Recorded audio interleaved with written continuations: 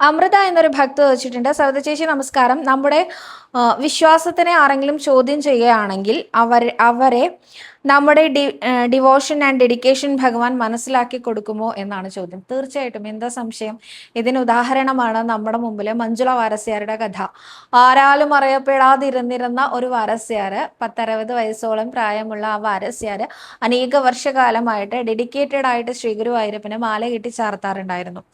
ഈ അമ്മയുടെ ഭക്തി ഒന്ന് പുറം ലോകം അറിയണം എന്ന് ഇന്ന് ശ്രീ ഗുരുവായൂരപ്പൻ വിചാരിച്ചുവോ, അന്നാണ് ആ അമ്മയെ നമ്മൾ അറിയാൻ തുടങ്ങിയത്.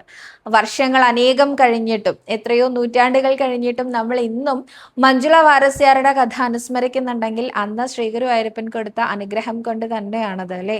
അതേമാതിരി തന്നെയാണ് ചെമ്പൈ വൈദ്യനാഥ ഭാഗവതർ. അനേകം ഭാഗവതർമാരുണ്ടായിരുന്നില്ലേ ആ കാലഘട്ടത്തിൽ? എത്രയോ പേര് ഭഗവാന്റെ മുമ്പിൽ പാട്ട് പാടാറുണ്ടായിരുന്നില്ലേ? എന്നിട്ടും എന്തുകൊണ്ടാണ് ഇന്നും ചെമ്പൈ സംഗീതോത്സവം എന്ന പേരിൽ ഇത്രയും വിപുലമായ രീതിയിൽ ഗുരുവായൂർ ഏകാദശിയോടനുബന്ധിച്ച് ഇവിടെ സംഗീത കച്ചേരി നടക്കുന്നത്?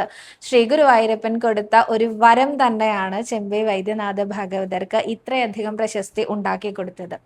ഭഗവാനെ ആരാണോ ആത്മാർത്ഥമായും നിഷ്കളങ്കമായും ഭജിക്കുന്നത്, അവരെ ശ്രീ ഗുരുവായൂരപ്പൻ ഉയർത്തിക്കൊണ്ടുവരിക തന്നെ ചെയ്യും.